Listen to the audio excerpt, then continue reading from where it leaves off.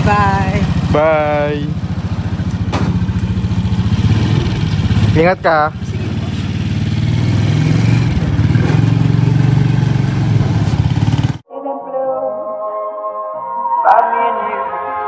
And I think to myself, what a wonderful world.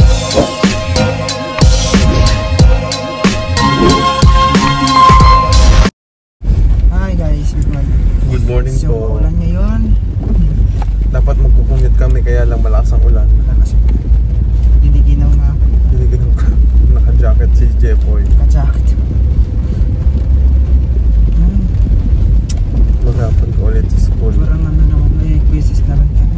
Mag-quizzes na naman kayo. Math na naman. Kaya mo yan. Math. Para. Pero nag-review ka. Na-review mo naman. Nag-review ng math.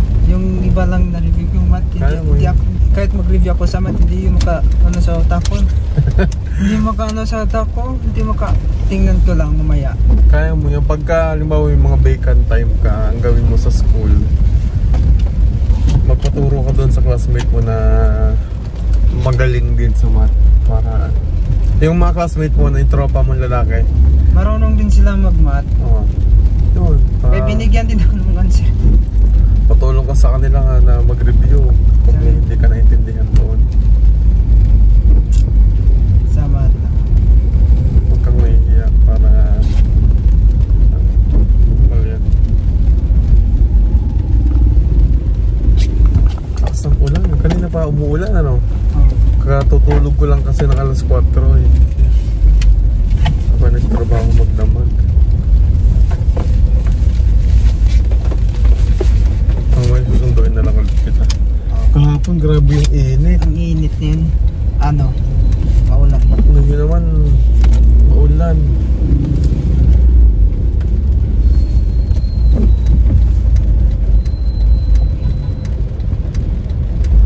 Low ba't yung phone mo? 8%. Pagka may chance ka makapag-charge doon sa school nyo, pwede naman siguro yan. Pag may mga vacant kayo. Doon lang ako kakain sa school. Oo. May baon ka na ngayon? Oo. Food? Ang palaya lang naman ako. Oo pala yung ulam mo. Very good. Sa lalim. Aya! Ay, Lalim. malambat lang naman. Telescopic at saka yung shock. Marunong din si Jeffrey sa mga sasakyan eh. Nang ano, kapag sa mga vulcanizing lang. Marunong ako at saka mag-ano yung mga shock. Marunong ako magtanggal. Mga ayos ng telescopic. Ano, parang palitan ng bagong change oil. Marunong ka. Dapat pala nag-ano ka, automotive eh. Ha? Kasi may chef din sa amin tapos kami po yung Doon ka na nagtatrabaho rin dati? Opo, doon po ako kumita ng pera. Kung may extra ka doon? Yung isang gulong, isang butas ng gulong, 80 pesos? 80 pesos. Magkano sa'yo doon? Ano po sa akin, 50 pesos. 50 pesos. Gulong ng motor? Opo, yung binulkit ko. Kapag dalawa naman, 120. Kasi, mas mura. Opo. Kasi kung isang peraso 80, diba? Dapat kung dalawa 160. Pero parang promo yung pag dalawang gulong 120 lang. 120 lang po. Tapos magkano yung sa'yo doon? Sa 120? Ano po sa akin? 80 po. 80. Opo. Ang isang butas para sa kanya. Kasi may sinasabi yung gum. Yan po yung para sa butas ng Matagal ka rin nagtrabaho doon? No, matagal din ako. Paano ka natuto na mag-ganon? Tinitingnan ko lang kasi yung papa ko din nag-aral siya ng TISDA. Nag-test na si papa mo. Opo, sa kasi papa marunong din kahit anong motor. Marunong din siya mag-ayos yung makina, marunong din siya yung kahit duluhin pa yung makina mo at saka kapag iba yung tonog ng motor, alam niya na yung problema. Alam niya po yung problema. Ako rin, alam ko rin kapag yung problema ng isang motor. Marunong siya mag-drive po ng motor eh. Kaya lang wala siyang lisensya. Wala pang lisensya. At saka makabayan, marunong din ako magmani yung habal-habal. Oo, yung maraming sakay. Maraming sakay. Di ba sabi mo naghahabal-habal ka doon? magkabara. Lalo na kapag mas maraming yung pasahero, yung yung may kahoy yun no? No po, mas maraming pasahero dito yung yung kapag sa Lunes. Kasi may mga estudyante. Hindi po. Kasi kapag sa Lunes may time na mag-absent ako. Kasi may wala akong motor. Oh. Siya yung pumasakit para mag-drive ng motor. At saka kapag Monday absent ako. Saka kapag isang tao pa comfort 200 pa comfort, tapos yung karga ko mayroon ding 8 tao. Kaya mo i-drive yun? Opo, 8 tao. Tatlo dito sa isang at tatlo dito at saka 2 dito sa likod mo. Opo. At saka yung parang ganito rin. Kasi 19 ka lang, di ba? 19? Oh, 19 years old ka lang ngayon? Opo. Anong taon ka nagdadrive nun? Nagdadrive? Ilang taon ka nung nagdadrive ka ng habal-habal? Parang 16. 16? Kaya mo na mag-drive nun? Kaya ko na yung mag-drive, 16 years old. Kaya ko na. Yun na yung naging trabaho mo? Opo. Kapag sa Monday. Di ba bawal yun? Wala kang lisensya? Walang lisensya? Oo. Hindi naman kapag mahuli ka lang. Kasi iba yung kasi may mga, alam ko yung mga dandan, yung ganito ka lang, kapag may checkpoint, ganito ka lang, dito ka lang.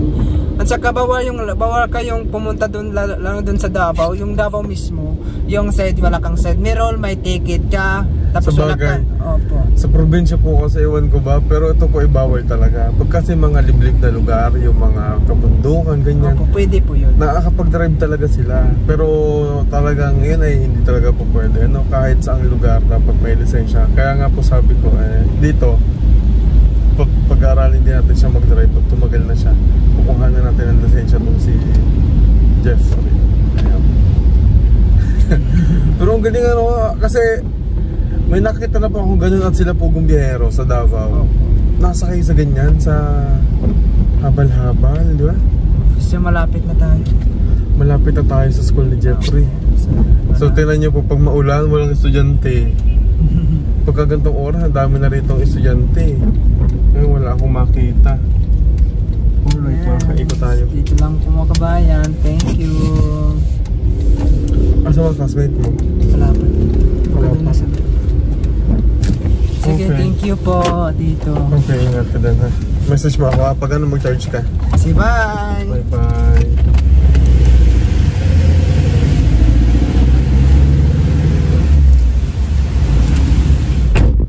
Okay.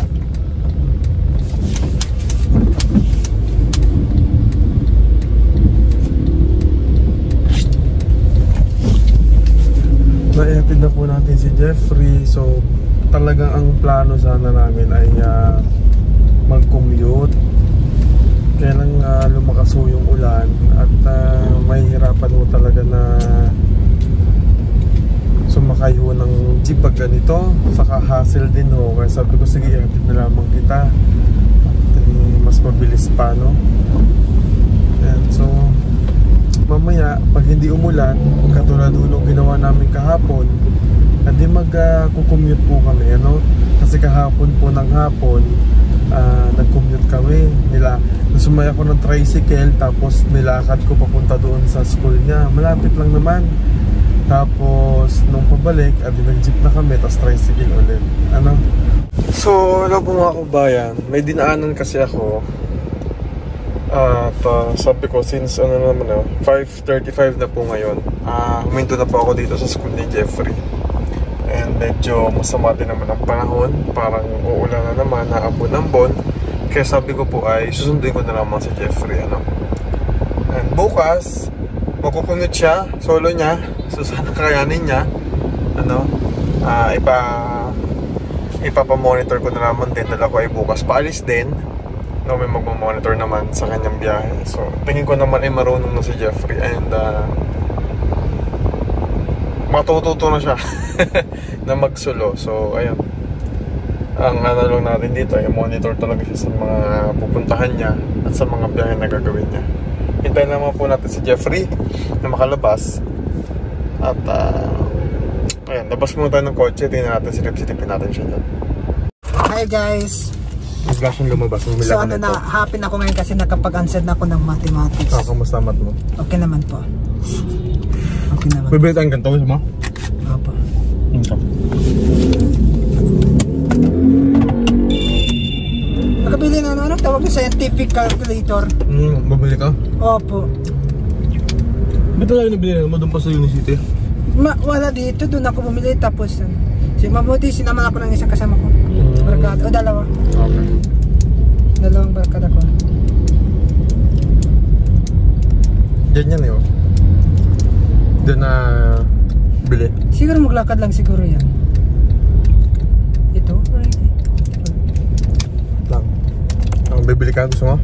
Opo. Ilang piraso? Grabe ka naman dito. Hindi nga ilang piraso nga kasi ano yan eh. So dito 4 10. 4-10. Oh. Sige. Kailan bibili mo? 10? 4? 4 lang. Hmm. Thank you. Okay. Anong tawag yun? Chicken balls. Chicken balls? Wala na. Ah! Wala na, wag na. Labos na. Next time na lang. Next time na guys. Next time na lang. Wala kaming ginawa ngayon. Ginawa ngayon. Mamaya Bukas, kaya mo mag-commute? bukas? Pagko-commuting kita bukas. Pwede. Tingnan nyo. Kaya mo yan. Aalis ako bukas eh. Pauwi. Basta yung papunta dito yan ano, mar parking. Hindi, bukas pa papasok. Pag ano yung kita. Pag commuting kita. Solo ka lang. Sige. Pabatangas ka ako bukas. Yari ko si Ate Ebe. Sige po. Motor kita. 11 bukas. Tapos anong araw bukas? Thursday? Best araw no? Bes? Para kailan lang tayo nag-Monday? No report to bukas. Thank you. Reporting na. Thank you. Report ko na talaga bukas. I-report ka na bukas? Opo. Ikaw ang i-report? Mag-report ako bukas. Yung malit lang saan? Ay! Ano ba yan? Bastos. Dito! Pag ano dito? Dito pala. Naman baliktad ka mag-spray. Mga third year college na ako, marunong din ako magmaniwa. Oo. Pag matagal-tagal ka dito. Parang nakita ko lang nga, parang madali lang eh. Ganito lang. Kailangan na niya marunong sa distansya at ingat. Ayun. So nandito kami sa bahay, mga kababayan. Then shoutout po kay Daddy Paul and then lahat po ng Pung Bihari team. Si Daddy Paul shoutout, thank you po sa iyo. And then especially po kay Tita Davio Bata and then si Tita Jasmine and si Tito Joel Puni. Ruel Pony. So shoutout po sa inyo and thank you po sa pag-support at pagtulong po sa akin. And then I thank you, bye. Thank you, beauty queen. Bye-bye. At nandito nga po muna ako ngayon mga kababayan sa Kalatagan. Dahil meron lamang kami inasikaso. So nandito tayo sa Kalatagan Port.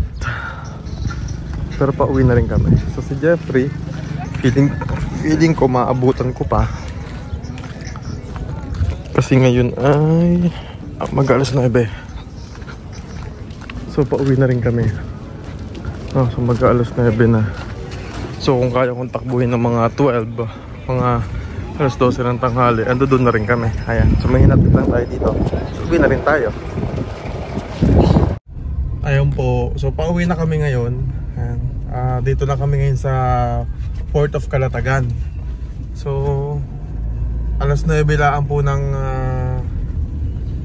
umaga ngayon. Kaya baka maihatid ko pa si Jeffrey mamaya sa school niya. So abulin natin na maihatid natin si Jeffrey.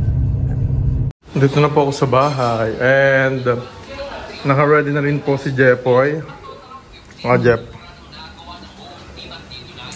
pasok ka na. So magsusolong pumasok po ngayon si Jeff. Kaya? Try. Try, oh. Kapag nalita po, mag-text lang. Kapag nawala ako sa daan. Hindi Ano na sabihin sa tricycle?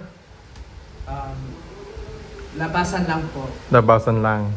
Paglabas? Paglabas, 3 load po, pauwi. Pagpa-uwi. Hindi, para pagpupunta mo ng school. Papunta ng school, ano po, slack po. Sasakay ka ng jeep, di ba? Magkano pamasahe? Gis, kasi student. Gis ba o 11? Tanungin natin mamaya. Tapos, pagpa-uwi, mag-jeep ka uli. Or, if you want, pwede mo lakarin. Katulad ng ginagawa ng classmate mo, nilalakad hanggang doon kasi malapit lang talaga siya. Pwede nga rin pagpunta mo ng labasan, pwede mo ring lakarin. Next, kapag ano? Nasa sa'yo naman yan. Ang inaano ko lang, yung mga option na pwede mong gawin para makapasok ka. Experience. Iingat ka sa pagtawid. Galingan mo. Sa pag-commute, marami nag-aabang sa'yo. Hindi na sila makapaghintay mag-commute ka. Commute talaga. Tingnan mo, mag-video ako. Medyo ka. Mag-video siya mamaya. Para makita nito lang. Oo. Ano lang, kapag pag punta mo palang daan, sabihin mo na, labasan lang po. Pag punta ka na sa sakay ka ng jeep, tapos slack lang po. Tapos kapag pauwi na rin, same pa rin, doon ka rin mag-stop sa may bridge. Tapos sakay ka ng tricycle, papunta dito, sabi mo, 3 ilog po. 3 ilog. Bayad ka ng yung tricycle is 40. Yun. Kasi student na. Bilis ng araw, Friday na bukas. Yung saka ko na ituturo yung papunta dun sa main campus kasi medyo mahaba-haba yun eh. Alam mo nilalakad din mula Uncle Jan hanggang dun sa may school mo. Dun pag nag-PPE kayo. Ganun lang din kahaba to eh. Yung slack hanggang sa sakay sa may footbridge. Ganun lang din kahaba yun. Oo. Ganun lang din kahaba yun. Pakalapit lang. Ninurasan ko nga kahapon yung paglalakad ko dun eh. Yung isang araw, 2 minutes. 2 minutes lang? Oo. Lapit lang. Papasok na? Sige. Ngayon papasok na si Jepoy. Guys, magkantay mo na tayo ng tricycle. Pasok ka na dyan. Baka may dumaan. Wala ka na iwanan. Tumbler mo. Nandito na po sa bag. Cellphone. Ilagay sa bag ha. Para pag baka mawala. Ha? Saka excited na ako sa report. May report ka? Estudyante oh. Nagpabango ka? Okay. May pabango ka pa? Tapos ako nagpabango. Tapos na nilalabante yung kanila yung uniform. Wow, naglabas siya ng uniform. Si Kuya Brad mo. Natulog pa.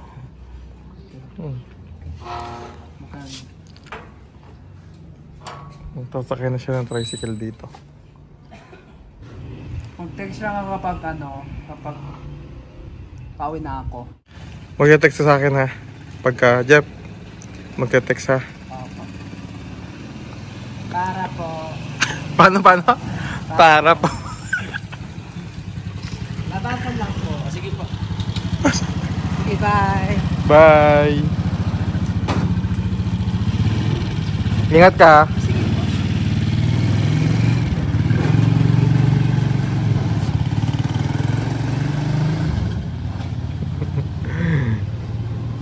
Big boy na. Ay, mamonitor na natin siya pagpasok. Sabi nila, ang mga Pilipino daw ang may pinakamahabang pagdiriwang ng Kapaskuhan. Dahil tuwing sasapit na Amber Months, tayo ay naglalagay na ng mga Christmas decorations. At isa na nga dito ay ang Christmas lights. Pero yung iba, hinihintay pa na dumating yung December bago maglagay ng Christmas lights. Paano ba naman? Iniisip nila yung mataas na bill ng kuryente. At totoo naman, kapag di kuryente yung gamit mong Christmas lights at madami kang ilalagay, makonsumo din naman talaga. Kaya naman, ipinakikilala po namin sa inyo sa PB Team Solar ang solar Christmas lights natin na pwedeng mabasa, pwede itong pang outdoor, pwedeng pang indoor, mahaba, matibay at tiyak na magandang ilaw.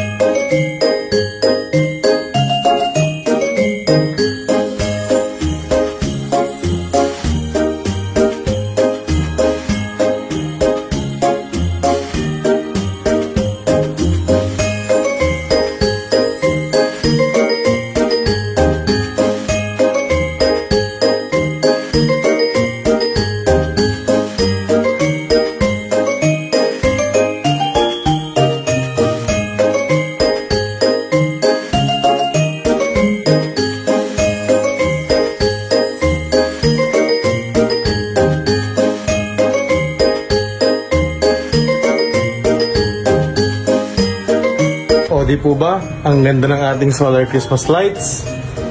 Pwedeng pang outdoor, pwedeng pang indoor.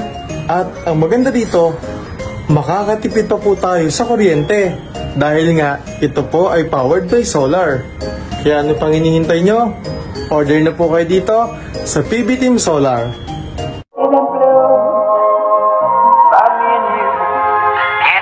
To myself, what a wonderful world.